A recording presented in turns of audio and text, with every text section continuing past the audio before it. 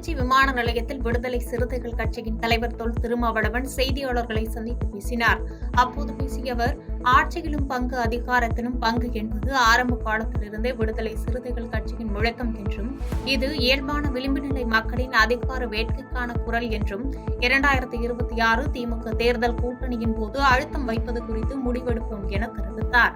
மேலும், தாங்கள் எல்கேஜி படித்தாலும் சரி, சமூக பொறுப்புடன் நடந்து கொள்கிறோம் என்பதை மக்கள் புரிந்து கொண்டால் போதும் என்று, மது ஒழிப்பில் திருமா எல்கேஜி மாணவன், நாங்கள் PhD பட்டம் பெற்றவர்கள் என்று பாமக தலைவர் அன்புமணி ராமதாஸ் விமர்சனத்திற்கு திருமாவளவன் பதிலளித்தார். மறைந்த முன்னாள் தமிழக முதலமைச்சர் பேரறிஞர் அண்ணாவின் 116வது பிறந்தநாளை முன்னிட்டு நாகர்கோவில் வடசேரியில் உள்ள அவரது முழு உருவ சிலைக்கு பல்வேறு கட்சியினர் மாலை அணிவித்து மரியாதை செய்தனர்.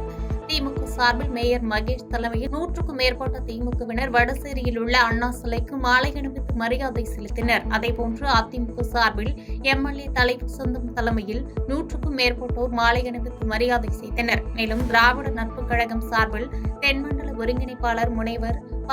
ஆனந்த் தலைமையிலும், அதேபோன்று மதிமுக, அம்மா மக்கள் முன்னேற்ற கழகம் உள்ளிட்ட கட்சி சார்பிலும் மாலை அணிவித்து மரியாதை செலுத்தப்பட்டது. கடலூர் மாவட்டம் ஸ்ரீமுஷ்ணத்தில் திராவிட முன்னேற்ற கழகத்தின் சார்பில் அண்ணாவின் பிறந்தநாள் விழா கொண்டாடப்பட்டது. அண்ணாவின் பிறந்தநாளில் ஒன்றியத்திற்குட்பட்ட அனைத்து கிராமங்களிலும் உறுப்பினர் சேர்க்கை நடைபெற்றது. ஒன்றிய செயலாளர் தங்க ஆனந்தன் தலைமையில் நடைபெற்ற நிகழ்ச்சியில் பேரூராட்சி மன்ற தலைவர் செல்வி ஆனந்தன் மற்றும் தங்க கிருஷ்ணமூர்த்தி, திமுக நகர செயலாளர் செல்வகுமார் ஆகியோர் கலந்து கொண்டு பேரூராட்சிக்கு உட்பட்ட வார்டுகளில் கொடியேற்றி உறுப்பினர் சேர்க்கை நடைபெற்றது. நாமக்கல்லில் அமைந்துள்ள அருள்மிகு பலப்பட்டறை மாரியம்மன் திருக்கோயிலில் நடைபெற்ற கும்பாபிஷேக விழாவில் ஆயிரக்கணக்கான பக்தர்கள் பங்கேற்று சுவாமி தரிசனம் செய்தனர். இந்து சமய அறநிலையத்துறை கட்டுப்பாட்டில் உள்ள இந்த கோயிலில் தொடர்ந்து மகா அபிஷேகம், தீபாராதனை நடைபெற்று பக்தர்களுக்கு பிரசாதம் மற்றும் அன்னதானம் வழங்கப்பட்டது.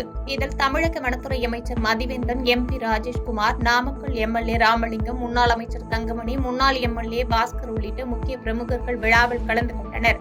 பக்தர்கள் கூட்டம் அதிகமாக இருந்ததால் மெயின் ரோட்டில் போக்குவரத்து தடை செய்யப்பட்டு மாற்றியமைக்கப்பட்டது. மேலும் நாமக்கல் ASP ஆகாஷ் ஜோஷி மேற்பார்வையில் டவுன் போலீஸ் இன்ஸ்பெக்டர் கபிலன் தலைமையில் ஏராளமான போலீசார் பாதுகாப்பு பணியில் ஈடுபட்டிருந்தனர்.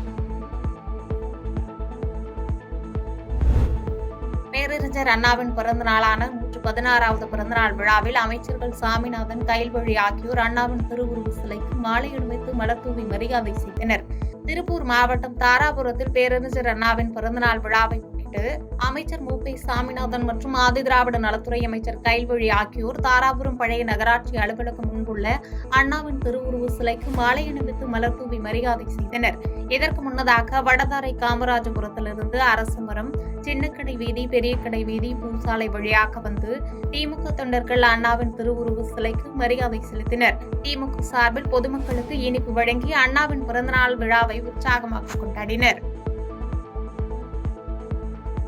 பாதகம் செய்பவரை கண்டால் நாம் பயங்கொள்ளலாகாது பாப்பா, மோதி மிதித்து விடு பாப்பா, அவர் முகத்தில் உமிழ்ந்து விடு பாப்பா. அண்மை செய்திகளை உடனுக்குடன் தெரிந்து கொள்ள இணைந்திருங்கள் இயம்நாடு தொலைக்காட்சியுடன்.